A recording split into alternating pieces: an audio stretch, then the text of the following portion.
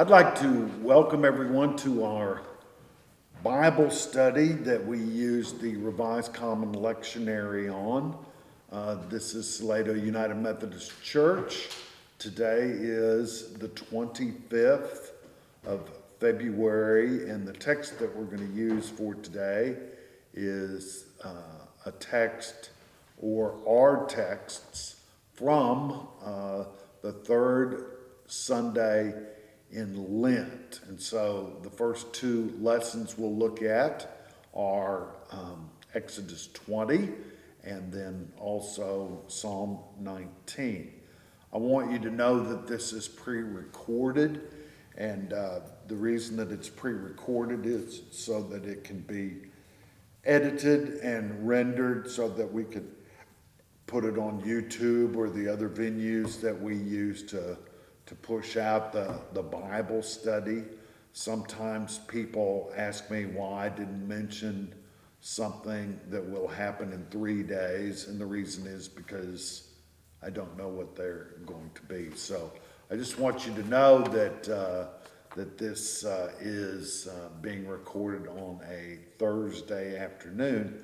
I want you to know that our church sustained significant water damage from some pipes breaking during the recent ice age that we had here in Salado for a week, and that we will be back in our building, but it may take a while. A lot of it depends on what the insurance adjuster says, what the restoration company has to say, what our trustees will say, and what the ad board will say, or the administrative council.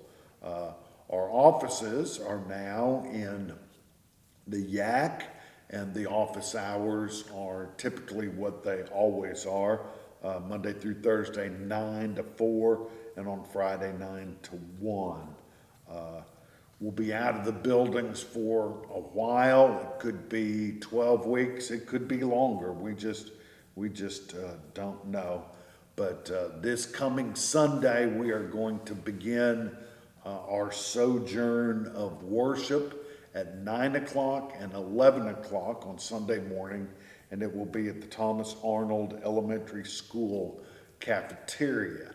And we will meet there for the foreseeable future. Our lessons today are lessons in Lent.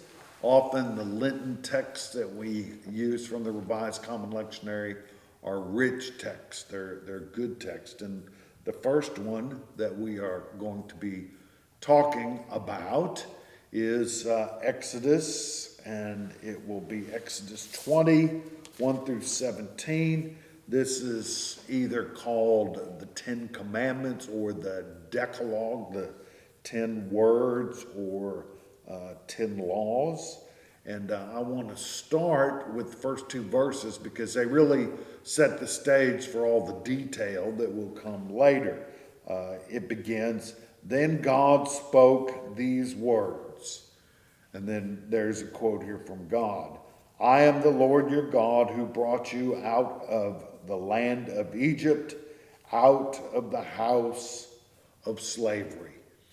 And so what the 10 Commandments begin by doing is outlining for the reader exactly what has brought Israel to this point in Israel's history.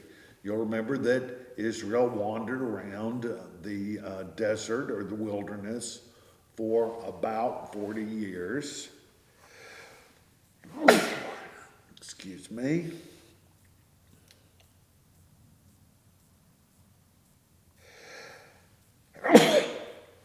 And during this 40-year sojourn, they went to a variety of places, and they came to Mount Sinai, and of course Moses got the tablets from Yahweh on Mount Sinai and brought them down.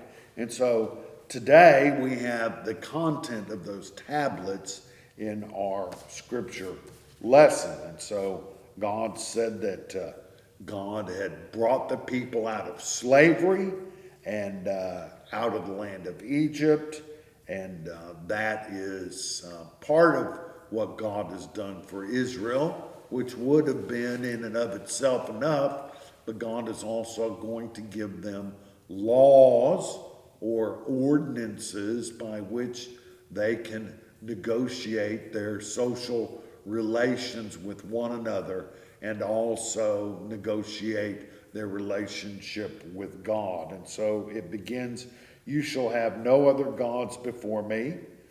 You shall not make for yourself an idol, whether in the form of anything that is in heaven above or in the earth beneath, or that is in the water under the earth. Almost all the people in the time of Israel's wilderness wanderings worship some sort of God. And one of the differences between Israel's God, Yahweh, and these other deities like Marmaduke or Bel or Re, Aten, or any of those other Middle Eastern gods or goddesses or religions that they represent, they all had things that had tangible relics or artifacts that people could worship. Sometimes they're called totems, and people would put them on a shelf over the fireplace in their mud hut or however they constructed their houses. There were various fertility gods and so forth. This God, Yahweh, says there's to be none of that. If people are going to worship Yahweh, they are going to worship Yahweh and Yahweh alone. And that's why it said, you shall not make for yourself an idol. And he means, the writer means, the Yahweh means that you will not have an idol of the air or of the land or in the water or any other kind of idol. No idols whatsoever. One worships the Spirit of Yahweh and the Word of Yahweh. And then he says, you shall not bow down to them or worship them. In other words, there is only one thing, one entity, one being, one spirit to worship, and that is Yahweh himself. And so Yahweh is alone to be worshiped. Now this is where we get the idea in the study of religion about monotheism. There, mono means one, theism means God-ish. So we have one worship of one God, and that is monotheism.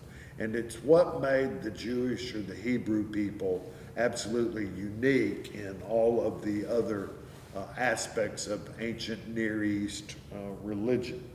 Then he says, for I, the Lord, your God, am a jealous God. And that word jealous doesn't mean the kind of jealousy that we think about when one of our friends gets a promotion that we don't get. It means more like zealous, full-throated, fully activated, one that is all in with one's people. And then he says, punishing children for the iniquity of the parents to the third and fourth generation of those who reject me, but showing steadfast love to the 1,000th generation of those who love me and keep my commandments. And so that's sort of an either-or situation. If you do not worship Yahweh in the proscribed fashion, then not only will you be punished, but also your children to the second, third, and fourth generations. You shall not make wrongful use of the name of the Lord your God, for the Lord will not acquit anyone who misuses his name. Now, that business about blessing those who worship God in the proper way to the 1,000th generation, that just underlines the blessings that one has if one worships God rightly. And one way to worship God rightly is not to use God's name in vain. And what that means is to swear false oaths or use God's name in a way that is improper or is used to try to create some sort of control over God or other people. Cursing is one of those ways that people misuse the name of God. Then we are told, remember the Sabbath day and keep it holy. Remember the Sabbath day. Sabbath day is to cease our labors, to rest, to remember, and to create fellowship among human beings. And one of the things I'm going to say about Sabbath right now is something that just occurred to me the other day. Without Sabbath or Sabbath rest or Sabbath worship, all the days run into each other, and there's no demarcation between secular time and sacred time. And during this pandemic, when people, although folks here in Central Texas aren't hunkered down like they are in other parts of the country, we still have that feeling that time's messed up, that we don't get a sense of the rhythm of the week and the month like we do when we keep the Sabbath and keep it holy by resting, by worshiping, and so forth. So he says, remember the Sabbath day and keep it holy. 6 days you shall labor and do all your work. And then on the 7th day, it's the Sabbath to the Lord your God. You shall not do any work. You, your son or your daughter, your male or female slaves, your livestock, or the resident alien in your towns. For in 6 days the Lord has made heaven and earth, and that is in them. But he rested on the 7th day. Therefore the Lord blessed the Sabbath day and consecrated it. So one of the things that Exodus tells us here is basically this idea that if God rested on the 7th day, then people likewise should also rest on the 7th day, in that if it is good enough for God, it should be good enough for us, and vice versa. Then we come down here, honor your father and your mother, so that your days may be long in the land that the Lord your God is giving you. A lot of times when people hear these words, honor thy father and mother, we think of little children doing what their parents tell them. And certainly that's not a bad idea, generally speaking. But this text has to do with care of elderly parents. We see far too often in our culture now that the elderly are shunted off someplace, and the children, the adult children of these elderly parents do not take enough care for them. So all I want you to know is that when it says honor your father and mother, it means as adult children we should honor our aging parents. Then it says you shall not commit adultery. I'm not sure I need to really explain this to anybody, but what adultery is breaking a marriage covenant and involving a third party and violating the trust that one marriage partner has for another. And so this is one of the 10 commandments, or one of the pieces of the Decalogue. You shall not commit adultery. You shall not steal.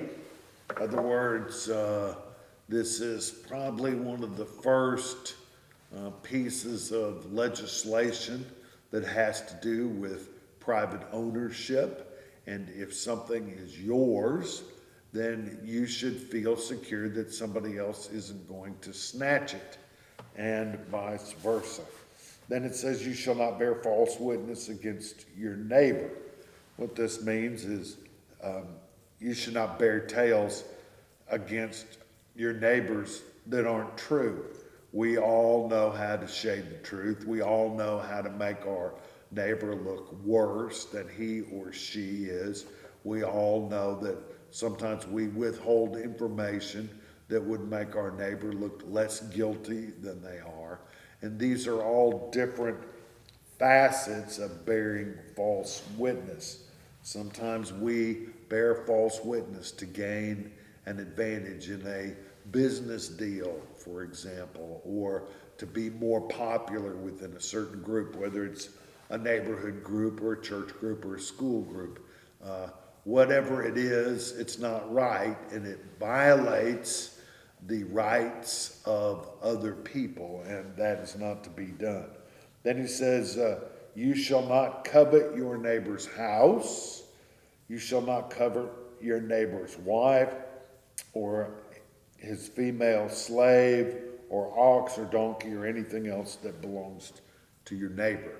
This has to do not only with stealing, thou shalt not steal, but it also has to do with precondition to stealing, which is coveting or looking with envy on something else that we ourselves want to capture. And so there are many, many things that could be said about the Ten Commandments, but interestingly enough, the Ten Commandments were created and codified or written down in order to help people like us survive each other in a particular community. And it's these kinds of commandments that help Jewish people negotiate their life together for all those many years. Now, our next reading has to do with the Psalms. It comes from the Psalms.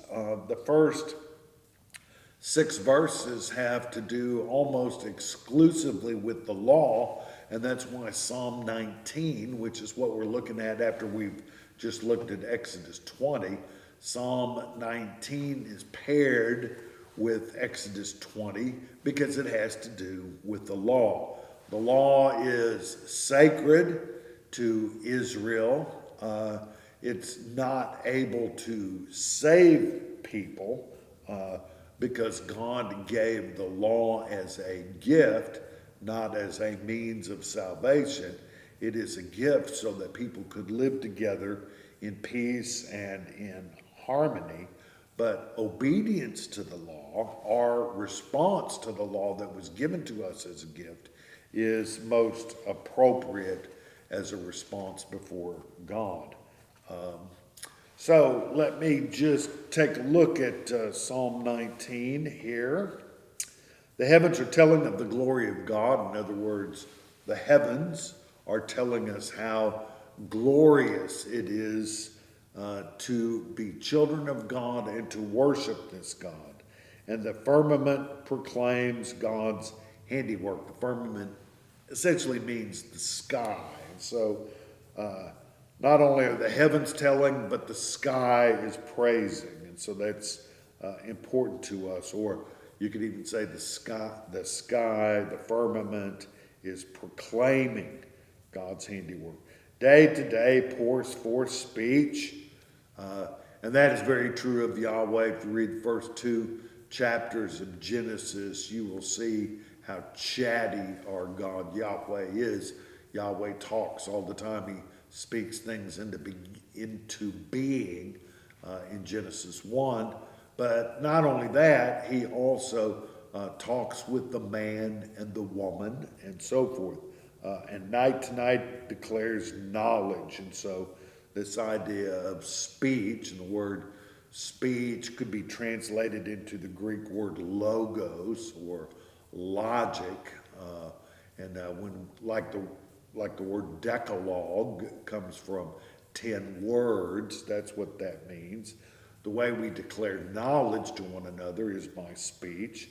There's no speech, nor are there words. Their voice is not heard. Yet their voice goes through all the earth, and their words to the end of the world. In the heavens, God has sent a tent for the sun, and when it comes out like a bridegroom from its wedding canopy, Like the strong man, it runs its course with joy. It is rising from the ends of the heaven, and its circuit to the ends of them. And nothing is hid from its heat. The law of the Lord is perfect, reviving the soul. The decrees of the Lord are sure. I got that backwards before. The last verses of this text are about the law, not the first verses. The law of the Lord is perfect, reviving the soul. The decrees of the Lord are sure, making wise the simple. The precepts of the Lord are right, rejoicing the heart. The commandment of the Lord is clear, enlightening their eyes. The fear of the Lord is pure, enduring forever. The ordinance of the Lord are true and righteous altogether. More to be desired are they than gold, even much fine gold. Sweeter also than honey, the drippings of the honeycomb. Moreover, by them your servant is warned. In keeping them there is great reward. Who can detect their errors? But clear me from hidden faults. Keep back your servant also from the insolent.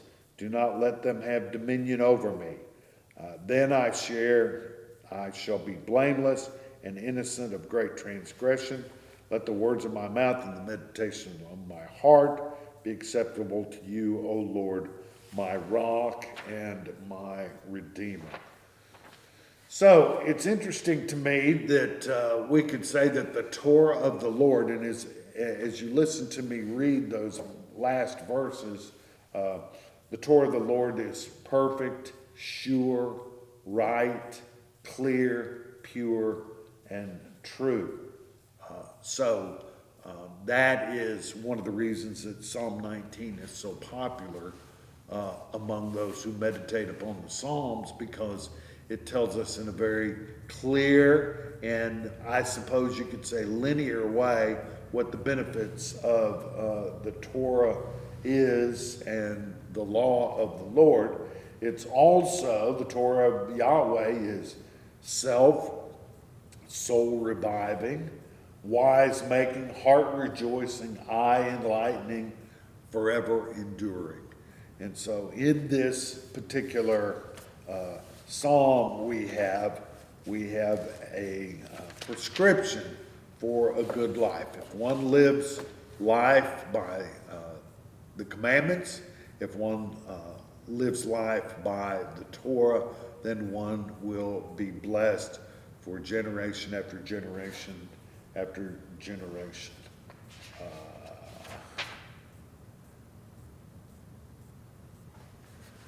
So that's all for this session.